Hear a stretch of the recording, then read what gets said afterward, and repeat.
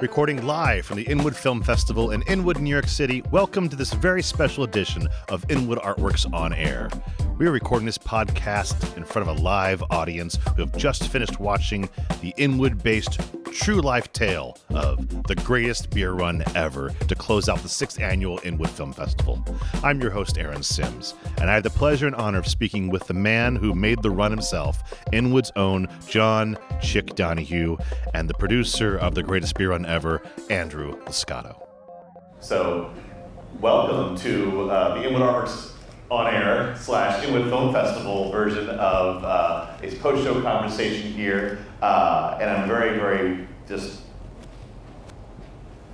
fortunate, I want to say the word is, to have John "Chicky" Donohue here, as well as Andrew Muscato, the producer of the greatest beer run ever.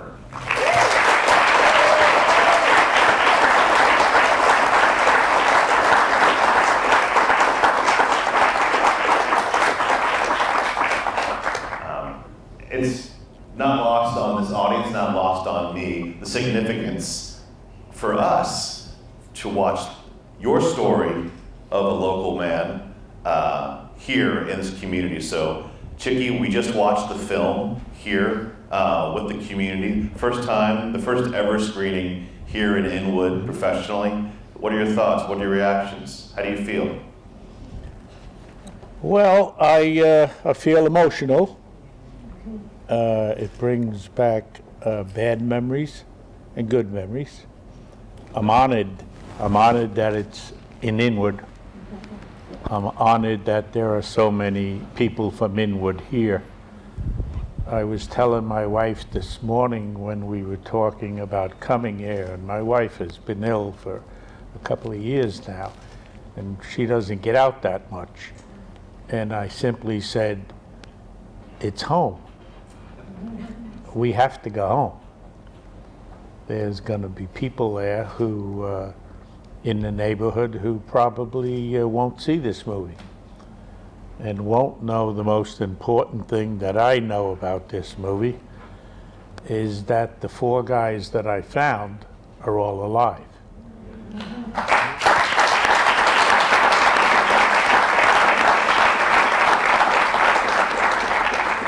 We speak monthly.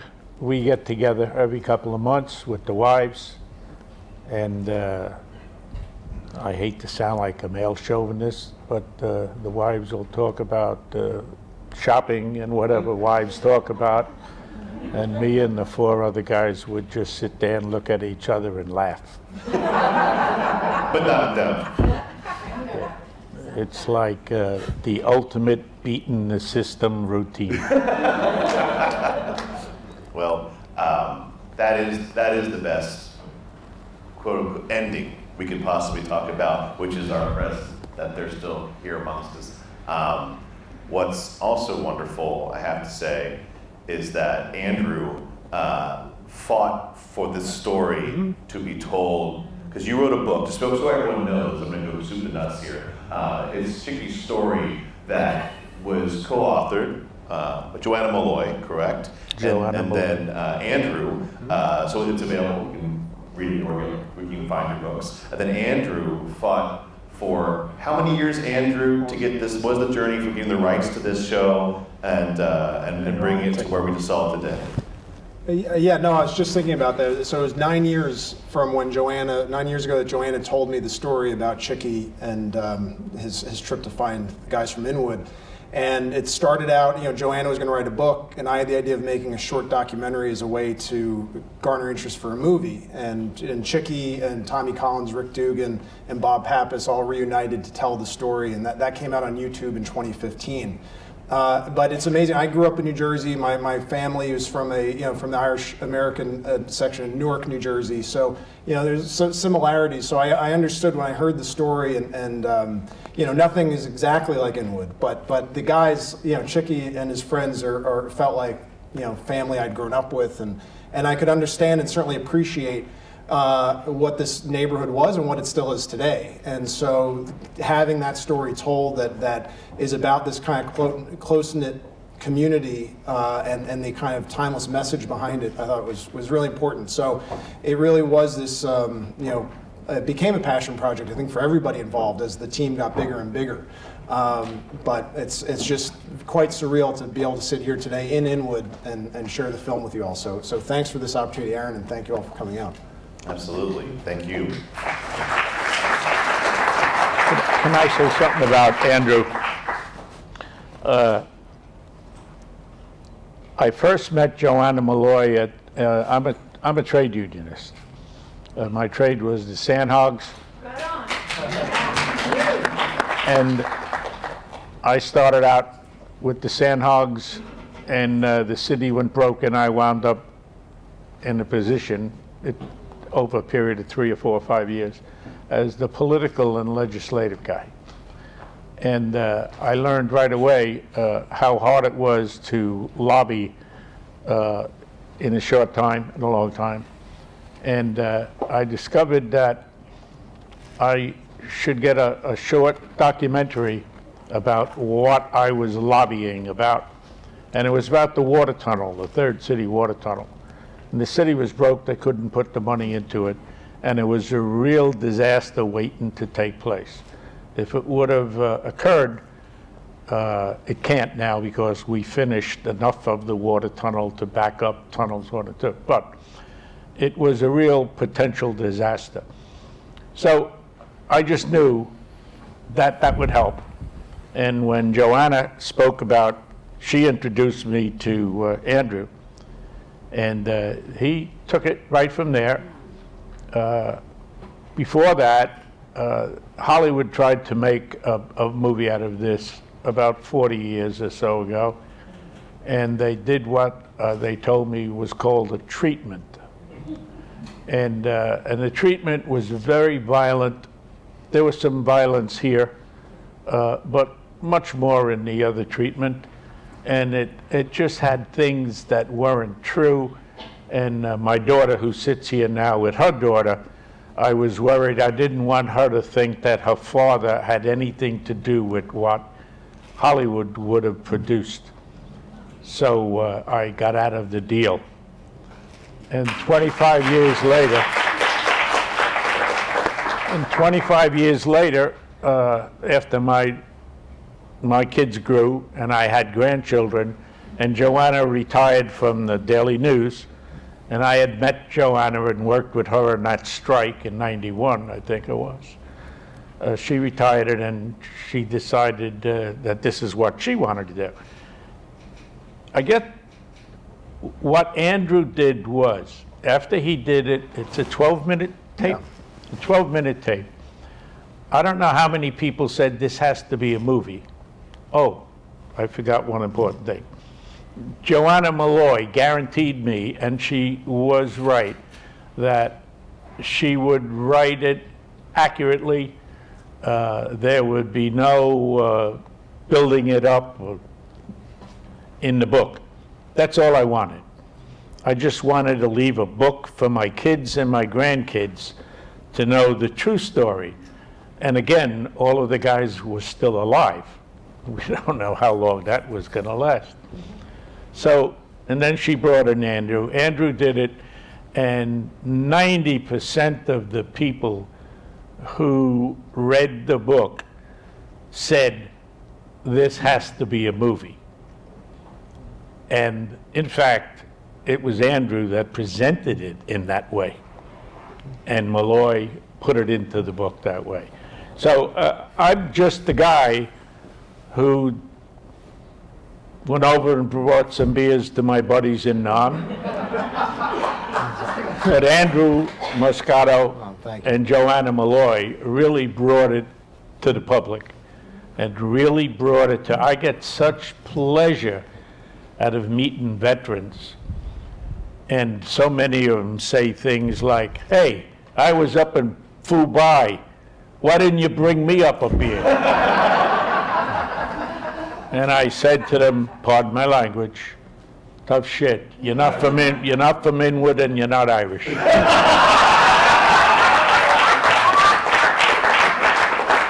So that's the real world. Yeah. Did I have regrets once this happened? Yeah. Dugan was the first one where I really saw action. I wasn't in the action. I was not John Wayne. I was ducking. And it's, the movie really tells it close, real close. They did offer me a weapon during when I got out to the ambush post, and they said they were coming. And I said, oh my God, what the hell did I do here? But I'm sitting there and I can't think of the Johnny Knuffs and the Michael McGoldricks and the Tommy Minogues and Johnny, did I say Knuff? Yeah. There were so many of them, and Inwood was a very sad place at that time. I would walk down the street and I would see the parents. This is a lovely area, but it's kind of confined. And everybody's on 207th Street, at least part of the neighborhood's on 207th Street, the other part's on Dykeman Street. And if you walk one of them streets, you're going to run into the parents of one of the guys we lost. It's still sad. I still feel sad when I think of all of those guys who we lost. And Inwood paid its dues. I know that for sure. And I'm proud of Inwood. I'm proud I grew up here. My wife over here of 53 years. It happens to be her birthday. And tomorrow's our anniversary. And how many years? 53 years. 53-year anniversary tomorrow. And after we leave here, we're going to go to 212th Street just to look at the building. That when I was courting her, that's where she lived. And then we're going to go back up to Seaman and 207th Street in the dead end there. And that's where I grew up with my 5 siblings, mom and dad and grandma. I had a lovely childhood. I didn't know how crazy it was when I was growing up. But I look back at it now and there was a lot of truth in that movie. That wasn't all Hollywood. Yeah. Well, actually, that brings me to a great point. Since we are at the Inwood Film Festival, I think it's important. It's an adaptation of a book. So, Andrew, would you mind, or Chicky and Andrew together, would you mind commenting? He said it's 90% what made it from the page to the screen. And so, what was that process like? Because obviously, you sit down and read a book, it's a little more involved. And so, Right. Answer the questions of like, what story points do you want to bring out that the audience can bring you back to make sure Chicky's story is coming across through a whole different medium?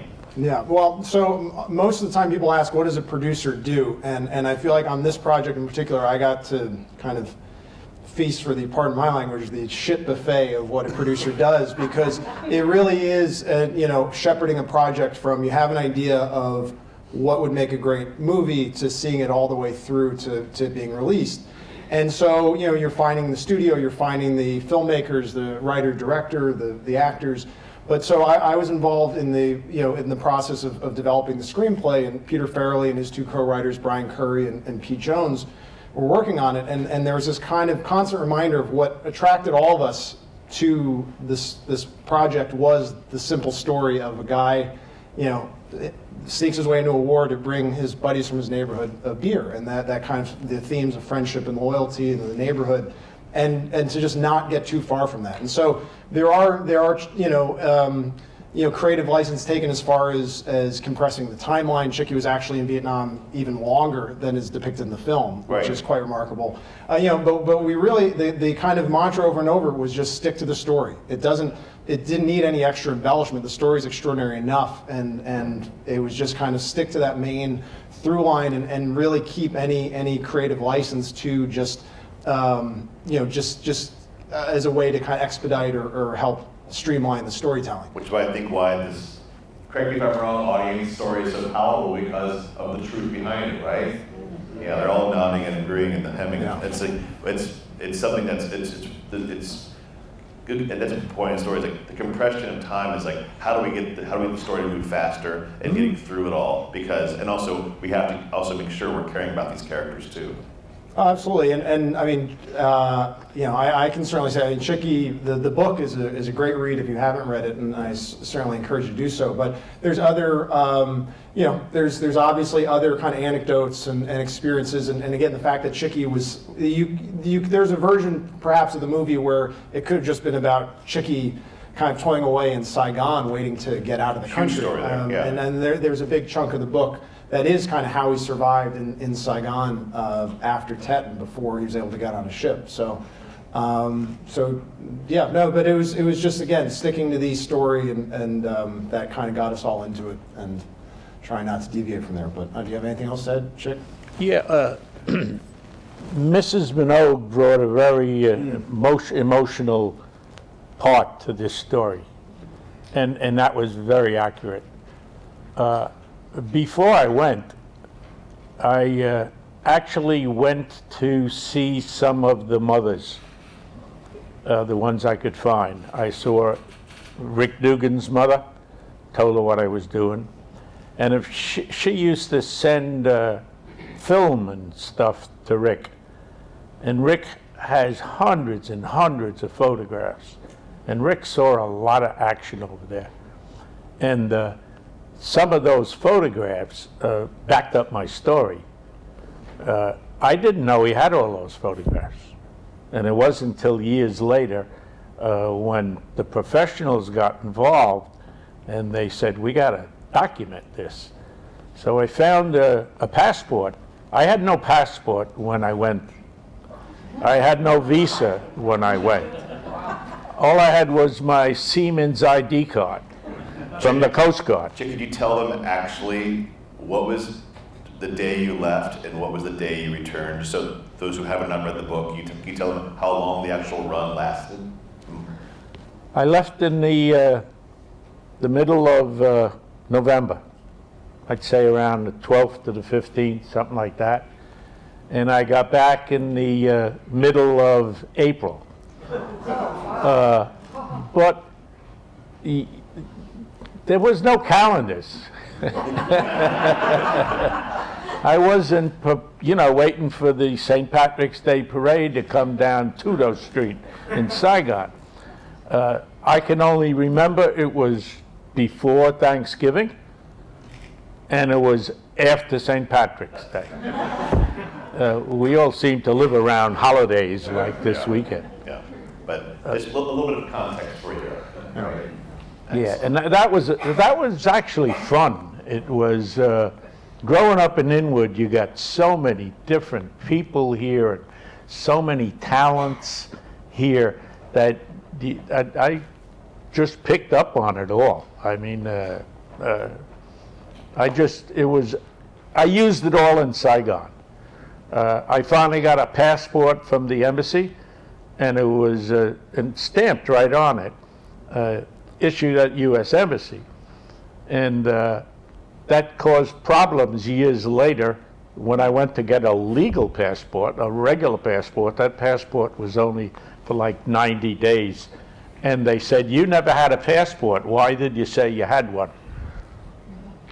When Saigon finally went kaput, they never could find records of me getting a passport, but the passport's there. And when the movie people saw it, and it's stamped, and it's all, and it was a surprise when we found it, and a coincidence. We were moving, and we were, all the stuff you put in the drawer years ago, and it's still there. I pulled out a passport, and she says, "Where'd you get that?" I said, "It's what are we doing with Brian's passport, our son's passport?" And she took it and she said, "That's not Brian's passport, that's your passport." And I was 26 when they took the photograph of me in that passport. And coincidentally, our son Brian was 26. Oh, wow. And that was the only time that we looked identical. It's just so many stories, and the ship that I finally got a job on, and being a union man, I knew the rules, and I knew there's a maritime rule enforced by the unions that they can't sail a ship short if there's, like, you need at least 3 oilers to run the engine room. You can't sail with 2. If there's a qualified union oiler in port. Some oiler was wounded during the Battle of Saigon, and I found out, and I went to the ship, and I knew one of the seamen who was the ship's chairman, and I explained the rules. He took me to the captain, and the captain said, no, we'll pay overtime. I said, no, it's the rule. That's how I got home. He had to hire me. He didn't want to hire me, but he had to. So I was on a slow boat to China, and I got on a banana boat from China. It was full of food, and I used that food to pay my bar bill. I never had to buy a drink in the Caravel Hotel. I would come there every day with that same bag. It would be full of food from this banana boat that sat on the river that nobody was emptying.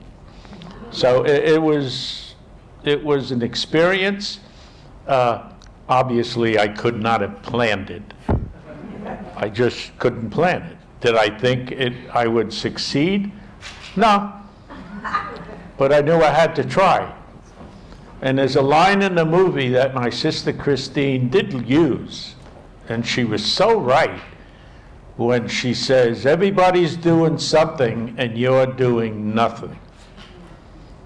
And I had already served 6 years in the Marine Corps, 4 years active, 2 in the reserves, and I felt like I had a duty to be over there. What's the sense of joining the Marines and they're having a war and you're not going to go over to it? But it was just something that I couldn't have planned it. I mean, I planned a lot of things, but this one I couldn't have planned. Yeah, two things that came to mind is, one, Chicky had mentioned Mrs. Minogue, and that's something that is, we use a big creative license in the film, but I mean, that's due in part to Peter Farrelly. When he came on the project, what he wanted to know was, why did Chicky do this?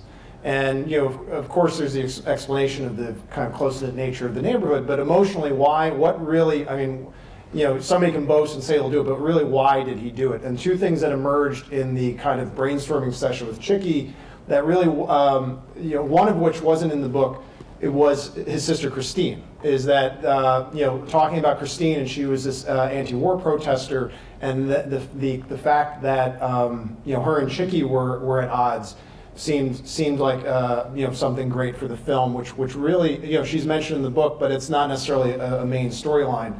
And then also Mrs. Minogue, Tommy Minogue's death was an inspiration for Chicky to go over there, but it had happened before. Everybody knew that Tommy had already been killed, but still finding a way to work that into this as, so it's emotionally true, but the timeline is a little fudged.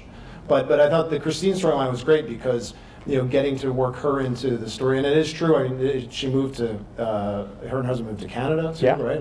And the relationship with her and Chicky was very fascinating, and that all just came out between conversations with Pete and his co-writers with Chicky when we visited him in Florida.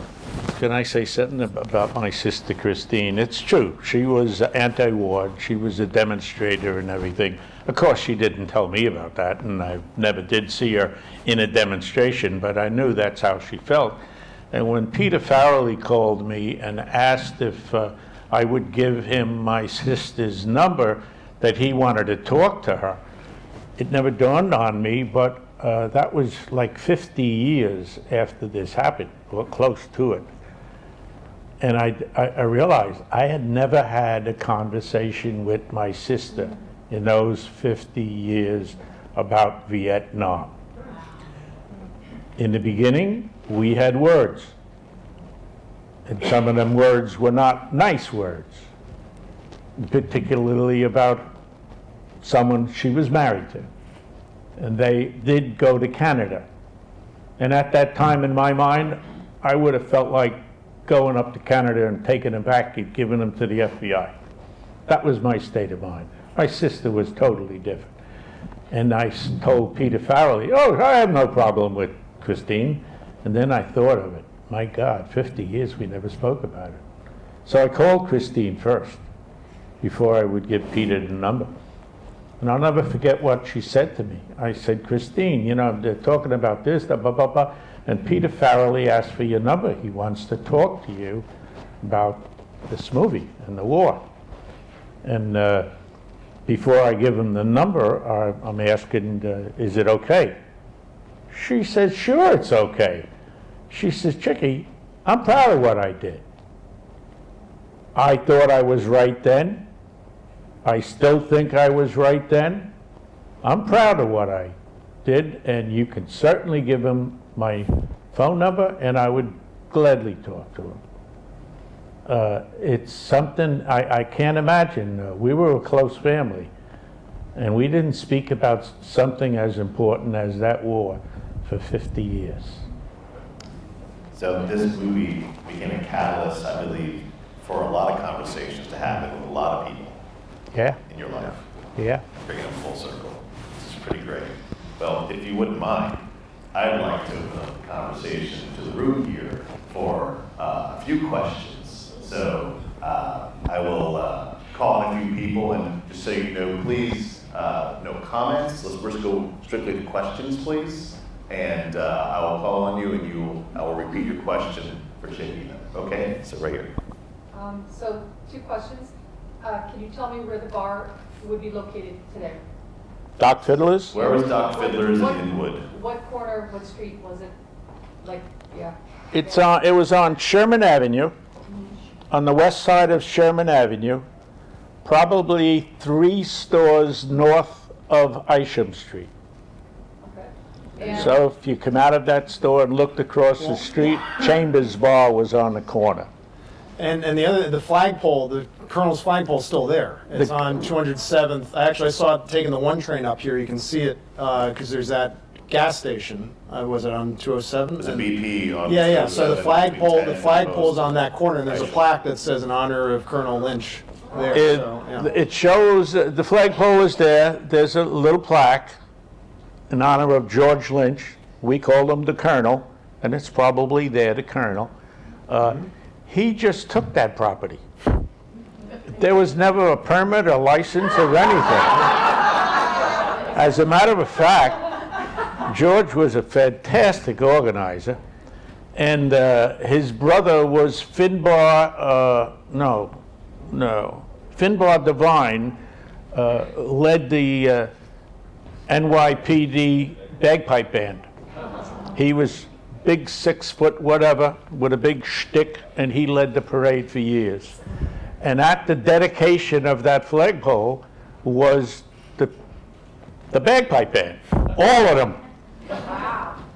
His other, one of the other Finbar's brother was an FBI guy. There was an FBI contingent. Billy Lenahan was a bartender working his way through law school, and he wound up as the commanding officer of the Marine Corps Reserve out in Fort Schuyler. So we had a Marine Corps detachment. The nuns brought the kids down from Good Shepherd. It was a big deal. And I remember the dedication, and some guy was there. He was clearly a public servant. You could just say he was a bureaucrat in a suit. And he says, "Oh, this is just great, isn't it great?" He says, "By the way," he says, "I don't know how I missed this. I never saw this. Do you know, do they have a permit for this or something?" And Lynch heard that. Lynch says, "Yeah, we have a permit." He had no permit. And he says, "Oh yeah," he says, "Yeah. The number of it is July 4th, 1776. You got a problem with that?" But that flagpole is still there. Awesome story. sorry, Yeah. I should have asked the other one first, but I wondered, was there in Oklahoma? Was it No. Oklahoma, the real person? Or was that part of the story? There was in Oklahoma. Yeah. When Tet started on January 30th, that morning I was at the embassy looking to get my ride to Tonson, not Benoit, and I was forced away from there, and I went to the palace, and the palace was under siege. Everywhere I went was under siege the first day. So I wound up in a construction site, hiding under some equipment and under a set of big stairs. And the next morning I came out, and I walked up the street, and I was looking for a place to stay. I learned Japanese in the Marine Corps, and I lived in Cholon in an old Korean hotel, and the old Koreans still spoke Japanese. Anyway, and there was we called them white mice, the nationalist police, the Vietnamese of national police. And I asked this guy, he said, "Where are you looking? Where are you going?" So I said, "I'm looking for a hotel. I need a hotel." He says, "I had a thing from the embassy, the consul office, saying that they would pay my bill." I had no money. So I showed him this thing, and he said, "Right there, see that building? You go in there. My father, that's his hotel." Then I realized the guy was there. He was guarding his father's hotel. It's the only reason he was there. So I went into to his father's hotel, and they sort of took me in. But everybody wanted to know me then because I was the only one who had bags of food. Everybody ate who I knew. Brian? How many beers did you actually travel with? So what was the actual number of beers you left with? And were there any that came back with you? And what brand? Well, the brand meant nothing to me. I tried to take New York beers, so I would have had maybe 2 cases, as much as you could put into that little duffel bag. And I don't think I could have got 3 cases in there, but it would have been Schaefer. It would have been not even Budweiser. Budweiser was a foreign beer then. We had Schaefer, Rango, and what was the other one? Oh, Ballantine. All right, and baseball fans would know the difference. All right. So that's what I just grabbed them. I had to run. The ship was leaving, so I had to go. Was it a 3-hour notice? Was that accurate? The 3-hour notice? By the time you found out when the ship was leaving? Oh yeah. It was maybe I found out at 10 and 11 o'clock in the morning. Wow. And the ship sailed about 7 or 8 o'clock that night. Amazing. But on my way out there, I thought I had to protect these beers. So I had no intentions of drinking any of those beers. So I stopped in a bar in Jersey. I don't know about it in New York now, but in New York in those days, you couldn't buy a 6-pack of beer in a bar. You had to go to a deli or a supermarket. So I stopped in a local bar and I had a beer. And then I was looking at the beers that he had there. So he says, "Where are you going?" And I told him. He says, "What are you doing over there?" So when I told him, he went in the back, he came out with 2 more cases of beer. And he says, "Here, take these over there with you." Honestly, I drank all the beer before I got to Quinn. I'm sure you knew a guy, I'm sure you Irishman right there. We couldn't waste anything. All right, another question here. All right, great question.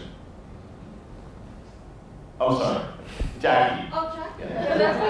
Sorry, behind you. I'm wondering how you feel about the war now. How I feel about the war now? Yeah, and our place in it. Oh, wow.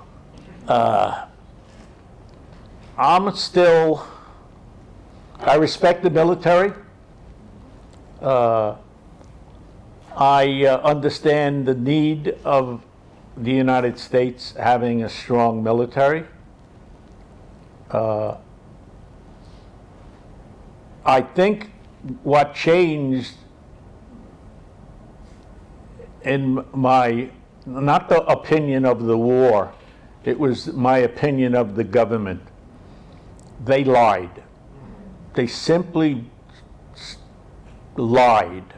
There's a piece in the movie that's very accurate and I think very important and very telling of what changed me. Two pieces. One was that little girl on the road.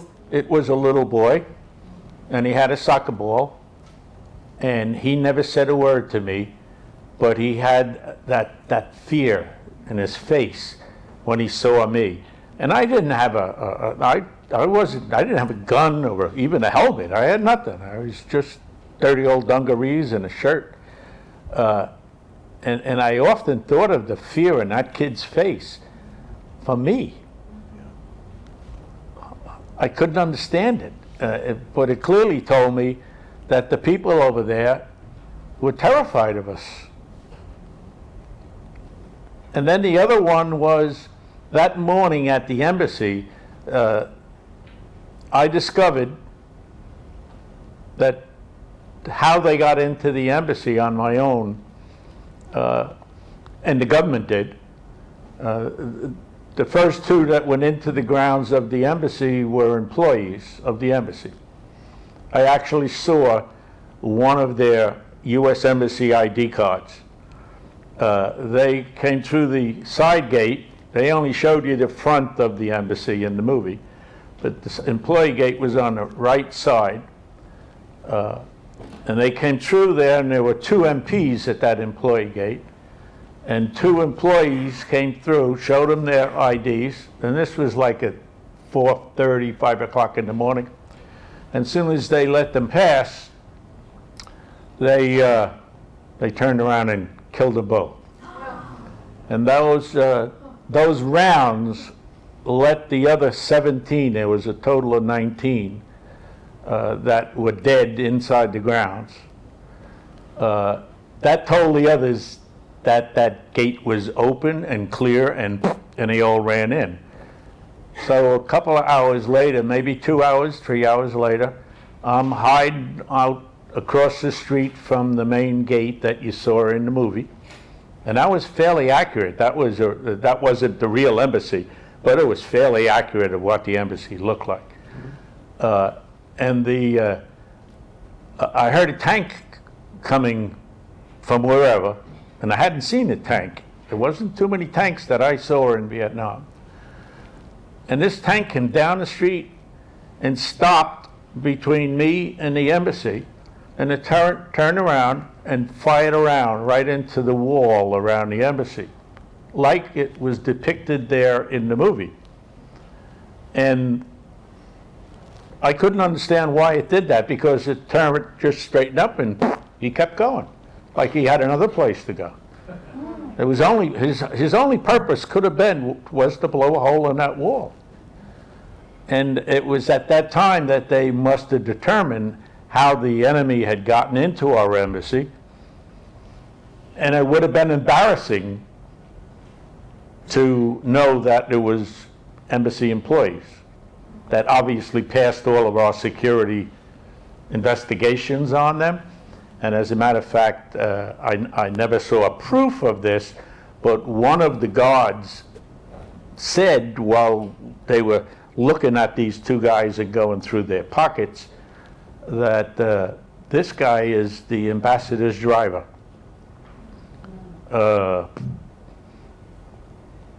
Is that the answer to the question? I think that's a really great answer. Really thorough. Yes. I just wondered, after you came back to Vietnam, how, if and how did your relationship with the colonel and your friends at the bar change, or did it remain the same? So when you came back to Vietnam, how was your relationship with your friends and the colonel at the bar? Well, it was great. No change. If anything, it was an improvement. As a matter of fact, two people who actually owned the bar, Doc Fiddlers, Tommy Coughlin, who was a federal agent, and Richard Shinnick, who was a firefighter at the time, they bought a steakhouse up in Riverdale. That was the progression, Inwood, you know. If you made money, you moved up to Riverdale. They had elevators in all the buildings, not just a few. And they sold me the bar, in a deal that I couldn't refuse. They arranged for the guy who had the jukeboxes to give me a interest-free loan, and they gave me credit, and that was a direct result. They had to get out of that bar. They had to go to their steakhouse. And so that's how I wound up with the bar. And the Colonel stayed working there for me as long as I was there. So it didn't hurt. Rob? I'm a photographer, so the portrayal of journalists in a movie really interests me. How close to accurate was that? How close and accurate was the depiction of the journalists in the movie? Andrew, do you want to take that? Yeah, sure.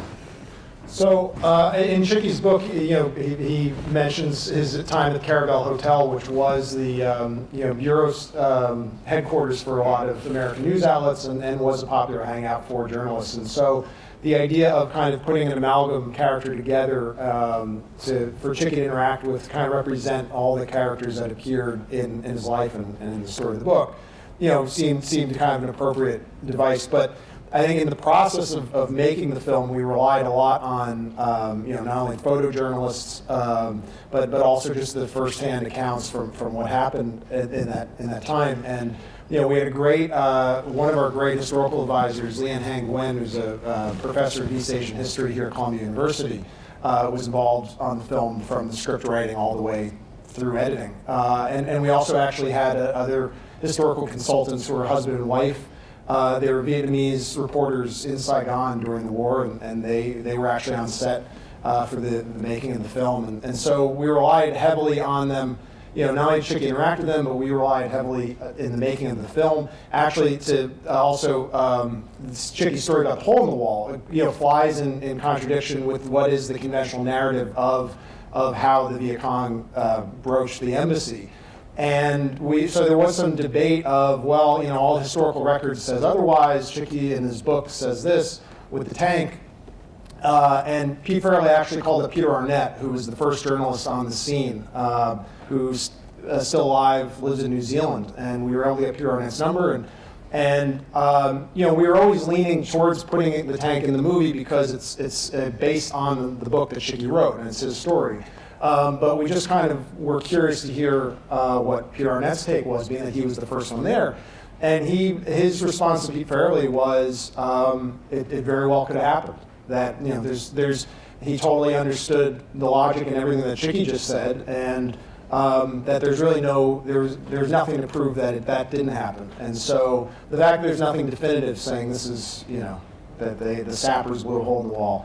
But I guess, again, to answer the question, the journalists were a big presence, and so it was, as they were in the war itself. So we were very glad to, honor and portray them in the movie. And part two, your friends who had the photographs, are they anywhere that can be seen? Rick Dugan. Yeah, I don't know where they are. He's in his house. Where are the photographs going to be seen? So there are many made into the documentary that we made in 2015. So if you go on YouTube and search the Greatest Bureau Ever, it should come up. The passport, the photos were, I think, a big reason why we were able to make the documentary, because of course everybody wants to know, did this really happen? And having that proof and evidence was a big part of it. But so we thankfully had just the photos at my disposal making the documentary, and so you can see some of them there. And then of course our production design team used them in the LZ Janes set, and they were an invaluable resource also for a costume designer.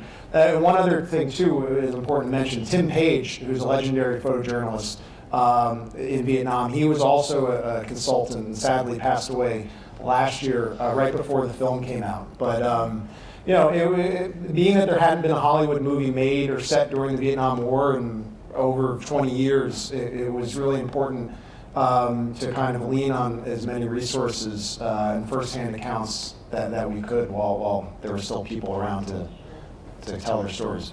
Well, I think it worked out making the movie when it was made.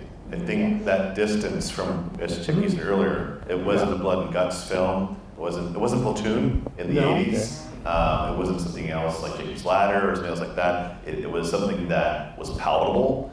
And also, what else was mentioned too, I thought the music was wonderful. I thought the scoring, the scoring, not just the choice of popular songs. I thought it helped take the audience on a nice journey, tonally throughout the entire piece. Yeah, well, What was the score at the time? yeah, well, that was important. I mean, Peter Farrelly always has great soundtracks, in his movies, and that was always going into it, making sure we weren't reusing the same old songs that you've heard in every Vietnam War movie, where it's almost become just a trope and a cliche. And so it was fun, kind of making these deep dives, because there was so much great music in '67 that we kind of mined for use in the movie. So that was definitely intentional, trying to put together a soundtrack that you hadn't heard in other movies set in this era. Well, they did a great job. Well, just maybe one or two more questions, then we'll be so, Ken? Question for Chicky, did you ever go back to Vietnam after the war? Have you ever returned to Vietnam? My wife and I returned to Vietnam twice. As a matter of fact, the last time we were in Vietnam was 50 years to the hour. I was outside that embassy. We were there 50 years to the time the tank blew the hole in the wall. There's one little piece I'd like Inwood people might appreciate more than most other people. And there was a USO in Saigon. And after 10, it didn't close down. There was just no GIs available to go to the USO. Of course, I wasn't a GI, so I had all the time in the world. So I went to the USO, and he's usually mobbed. Nobody, except the employees. So I told him who I was, and I asked if the biggest thing the USO could do for you there at the time was to hook you up in a ham radio telephone connection, where they would, by radio, contact a radio ham operator in, say, California, and they would be able to patch you into a telephone where you could call home. So I asked them if I could use it, and they allowed me to use it. And because I found out from the American consul that I was reported missing, my family was told that I was missing. So I wanted to straighten that out. So I got home on the phone. And Saigon was approximately 12 hours difference. And I was always aware of that. So I called when it was open, and it was open at 2 or 3 o'clock in the afternoon. So the phone rings in the apartment on 207th Street at 2 or 3 o'clock in the morning. And usually a 26-year-old bachelor, it would have been from the bar or something. Except it was me, and my father answered the phone. I'll never forget what he said to me. He said, "Who is this?" I said, "It's Chicky." "Chicky, do you know what you're doing to your mother?" That's exactly what he said to me. And what was your response? What could I do? Yeah, silence. What could I do? There was no way. They go, "What time will you be home tomorrow?" Yeah. One last question over here. I just wanted to go back to the soundtrack. Did you have a say in any of the songs? Any creative control in your own Chicky or any kind of No. green M&Ms you must have or anything? Andrew was the only guy that I could talk to, and this is the first time I've mentioned this, Andrew, to anybody. Oh, here we go. About the movie. About the movie when it was being done. I'm not bragging now about one of my friends was Frank McCourt, another Irish guy who lived in New York. All right, and I worked with him briefly in the Consortium for Worker Education, which is a union educational program. And he told me after Angela's Ashes, he was very upset with how the movie was done. And he tried to influence them. This is his story to me. And I'll never forget it. He said that if you ever do a book or a movie, you won't be able to say anything. They don't want to hear you. They all think they're artists, and you're not an artist. Okay, so I remember that when it started, and I had nothing to say about the movie. I didn't try to have anything to say about the movie, except when they told me my grandchildren couldn't come on the set. And they had the audacity to tell me that because of COVID and the union rules, that my grandchildren were not to be allowed on the set. Well, I'm a union guy. I went to the set and I had a meeting with the 6 or 7 shop stewards from the different trades that were on the set. No problem. Again, another Inwood guy. Well, any parting words, Andrew? I want to talk about the journey of the film and where we are now. I know it's on Apple in perpetuity probably, but For the time being, at least, on on Apple TV, and if it's your first time seeing it, hope you tell your friends. It is on Apple TV Plus, and hopefully it'll be on DVDs in one year, one day. yeah, when they make a comeback. Yeah, whatever happens. Or get beamed into sunglasses, or the new medium will be. No, and encourage you. They're going to press the DVD last February. Yeah, exactly. Is it going to have the theatrical release globally at all? It did. So the film, we were fortunate enough to premiere it at the Toronto Film Festival this past September. It had the theatrical run for a bit, September through October. So that window's kind of come and gone, but yeah, as Aaron mentioned, it'll live on Apple TV Plus. And read the book, and the documentary is free on YouTube. But no, just want to thank you again. When I first met Chicky, like I said, almost 9 years ago, to be here to share the film with you all, especially Memorial Day weekend, it's just, there's been many surreal moments throughout this whole journey in positive ways, but this certainly feels like, as this whole journey comes to an end, this feels like a very appropriate way to kind of tie it all up. So I'm really appreciate last time we're in festival. Yeah, thank you. Thank you. Any parting words, Chicky? Any parting words?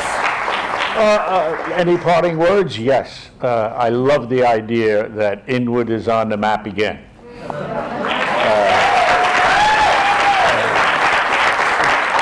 When my wife and I were discussing how we were going to get here and all of that stuff, are you going to go, honey?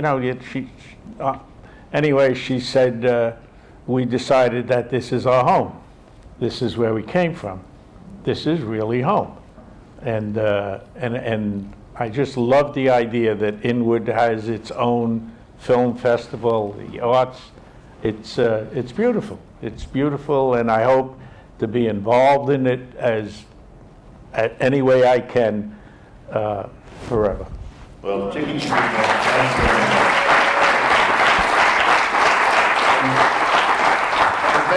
And thank you both for trusting me with your film to show it here and bring it to our community. So I'm very grateful for your trust in what we do and how we do it. And I just want to say that the greatest fear run will live on. And you're another page in another chapter in Inwood history. So thank you for all you do. Thank you, Andrew, for bringing the screen. A round of applause for Muscato,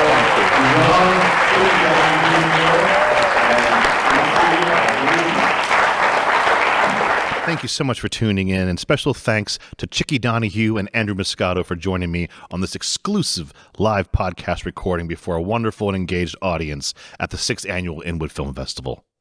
This is Inwood Art Works On Air. It's where we meet the musicians, filmmakers, writers, theater makers, and artists of all stripes who make their home here in Upper Manhattan. If you have a moment, please show some love right now by rate and review this podcast on Apple Podcasts. It really does help. Many thanks to Columbia University and the good folks here at the Campbell Sports Center for hosting us, and also to HideSites.com for local uptown promotional support. You can support On Air and all of our programming by making a tax-free donation at inwoodartworks.nyc/donate or via Venmo. Be sure to follow us on social media at Inwood Art Works to keep up with all that we do, which includes the Inwood Film Festival, Filmworks Al Fresco, pop-up art galleries, live performances, and so much more. Inwood Art Works On Air is proud to be supported in part by public funds from the New York City Department of Cultural Affairs in partnership with the City Council. Inwood Art Works programming is made possible by the New York State Council on the Arts with the support of the Office of the Governor and the New York State Legislature. From the top of Manhattan and the bottom of our hearts, thank you so much for tuning in. This is Aaron Sims for Inwood Art Works On Air.